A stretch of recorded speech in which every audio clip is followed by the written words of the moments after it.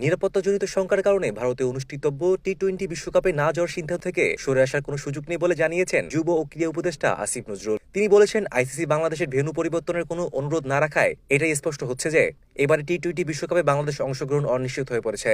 আজ রাজধানীর হোটেল ইন্টারকন্টিনেন্টালে ক্রিকেটারদের সঙ্গে বৈঠক শেষে সাংবাদিকদের এসব কথা জানান ক্রীড়া উপদেষ্টা। আইসিসির ভূমিকা নিয়ে অসন্তোষ প্রকাশ করে তিনি বলেন, ভেন্যু পরিবর্তনের অনুরোধ না রেখে আইসিসি সুবিচার করেননি। তবে তিনি আশা প্রকাশ করেন সংস্থাটি বিষয়টি পুনর্বিবেচনা করবে। ক্রিকেটারদের সঙ্গে বৈঠকের বিস্তারিত তিনি জানাননি। আসিফ নজরুল বলেন, ভারতের ক্ষেত্রে বাংলাদেশে যে নিরাপত্তা ঝুঁকি রয়েছে তাতে কোনো পরিবর্তন হয়নি। তিনি দাবি করেন, এই সংখ্যা কোনো অনুমান ভিত্তিক নয়, বরং বাস্তব একটি ঘটনার ফল। তার ভাষায়, বাংলাদেশের একজন শীর্ষ ক্রিকেটারকে উগ্রবাদীদের চাপ পড়ে ভারতীয় ক্রিকেট বোর্ড থেকে দেশ ছাড়তে বাধ্য করেছে, যা নিরাপত্তা ঝুঁকির বিষয়টি আরও স্পষ্ট করে। ক্রীড়া উপদেষ্টা বক্তব্যের পর সাংবাদিকদের সঙ্গে কথা বলেন বিসিবি সভাপতি আমিনুল ইসলাম। তিনি জানান, বাংলাদেশ ক্রিকেট বোর্ড এখনো হাল ছাড়েনি, আইসিসির সঙ্গে যোগাযোগ অব্যাহত রয়েছে এবং নতুন করে আলোচনা করা হবে। তিনি বলেন, বাংলাদেশের একমাত্র চাওয়া হলো বিশ্বকাপ অংশগ্রহণ করা, তবে বর্তমান পরিস্থিতি ভারতে নয়, শ্রীলঙ্কায় ম্যাচ আয়োজন প্রস্তাব দেওয়া হয়েছে।